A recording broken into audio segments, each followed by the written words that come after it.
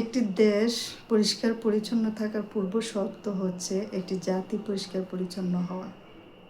আমাদের দেশের মানুষরা যদি পরিষ্কার পরিচ্ছন্ন মনোভাব নিয়ে থাকে তাহলে কিন্তু সম্ভব আমাদের দেশকে একদম সুন্দর করে তোলা। কিন্তু আমাদের দেশের মানুষের বেশিরভাগই কিন্তু এটার বিপক্ষে। যে এটা কিভাবে বোঝা যায়? হ্যাঁ, বোঝা যায়, চারপাশে তাকাইলেই বোঝা যায়। যখন আমরা বাইরে কোথাও ঘুরতে যাই, যাওয়ার পরে কিন্তু আমরা যেখানে বিনোদনের জন্য যাই সেখানে কিন্তু আমরা দেখি যেখানে সেখানে ময়লা পড়ে আছে, এবং যে ময়লাগুলো আসলে বেশিরভাগই খাবারের পর প্যাকেট জাতীয় ময়লা বা বিভিন্ন ধরনের ময়লা কিন্তু দেখা যায়। তো এখানে ঘুরতে যাওয়া মানুষগুলো তো এতটাও অসচেতন নয় যারা আসলে এই প্যাকেটগুলো ফেলে দেয়। তো এটা আসলে আমাদের দেশে অহরহই হচ্ছে, এবং এই ঘটনাটা নতুন না। যেটা বলতে চাচ্ছি আজকে সেটা হচ্ছে যে মাননীয় প্রধানমন্ত্রী তারেক রহমান তিনি তার একটি বক্তব্যে অল্প একটি শর্ট একটি বক্তব্য দিয়ে তিনি বলেছিলেন যে এই পরিষ্কার পরিচ্ছন্নতার ব্যাপারে খুব কোমলভাবে তিনি ব্যাপারটাকে তুলে ধরেছেন এবং বুঝিয়েছেন মানুষ যেন পরিষ্কার পরিচ্ছন্ন থাকে, যার যার জায়গা থেকে সে যেন তার দায়িত্বটুকু পালন করে। কোনো প্যাকেট বা কোনো কাগজ জাতীয় কোনো কিছু যদি কারো কাছে থাকে খাবারের পর, সেটা যেন যেখানে সেখানে না ফেলে দেয়, তাহলেই তো আমাদের দেশ সুন্দর হয়। তিনি আমি তার মতো করে হয়তো বলতে পারতেছি না, তিনি অনেক সুন্দরভাবে এই ব্যাপারটা বলেছেন। এবং এখানে কিন্তু এমন কোনো কথা বলেন নাই যেটা আসলে কারোর ক্ষতি হবে। তো আসলে কি, এই ভিডিওটার মধ্যেও দেখলাম যে কমেন্টে গিয়ে অহরহ মানুষের নেগেটিভ প্রতিক্রিয়া।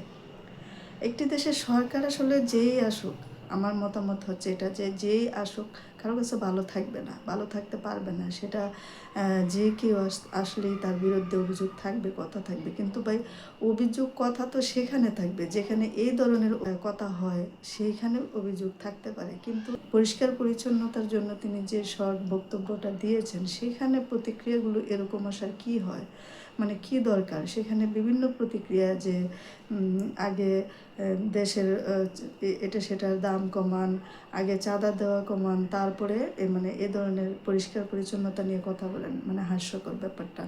এ কারণে হাস্যকর যে আসলে এটার সাথে সেটা বলতে হবে কেন? এই বিষয়টাই তো আলাদা, তাই না? একটা রুচিশীল মানুষ বলতেই পারে যে পরিষ্কার পরিচ্ছন্ন থাকলে দেশটা সুন্দর হবে, ভালো হবে। সেক্ষেত্রে কিন্তু এই ধরনের প্রতিক্রিয়া করাটা কোনো বুদ্ধিমান মানুষের কাজ না। তো আসলে যারা কিছু মানুষ থাকে এক শ্রেণীর, যারা আসলে সবসময় সব কথার বিপরীতে প্রতিক্রিয়া খোঁজেন, আমি কোনো পক্ষপাতী নিয়ে বলছি না, যে সরকার থাক, আমি সবসময় চাই যে সরকার পরিষ্কার পরিচ্ছন্নতার ব্যাপারে জোর দেব, সেটাই আমার প্রত্যাশা। তো যারা এরকম মনে করেন যে পরিষ্কার পরিচ্ছন্নতা পছন্দ করেন, তারা অবশ্যই বুঝবেন যে আসলে পরিষ্কার পরিচ্ছন্ন থাকা এবং পরিষ্কার পরিচ্ছন্ন রাখা একটি দেশের জন্য কতটা গুরুত্বপূর্ণ। আর এটা কিন্তু কখনোই একটি দেশের সরকার পাল্টাতে পারবে না যদি একটি দেশের জাতি হিসেবে নিজের ব্যক্তিগতভাবে পরিষ্কার পরিচ্ছন্নতার উদ্যোগ না রাখেন। তো প্রতিটা মানুষকেই আগে সচেতন হতে হবে, কারণ প্রতিটা মানুষ দিয়ে একটি দেশের সরকার কিছুই করতে পারবে না যদি মানুষ হিসেবে প্রতিটা মানুষ প্রতিটা জায়গা থেকে ব্যক্তিগতভাবে দায়িত্বশীল না হয়।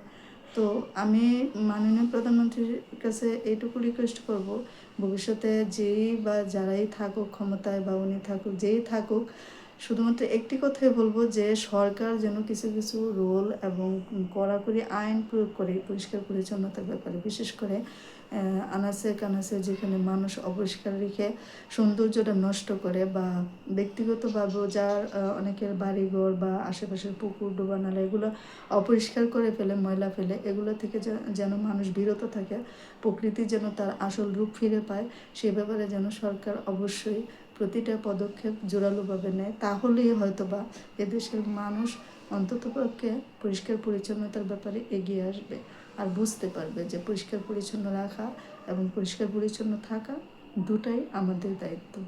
আল্লাহ হাফেজ।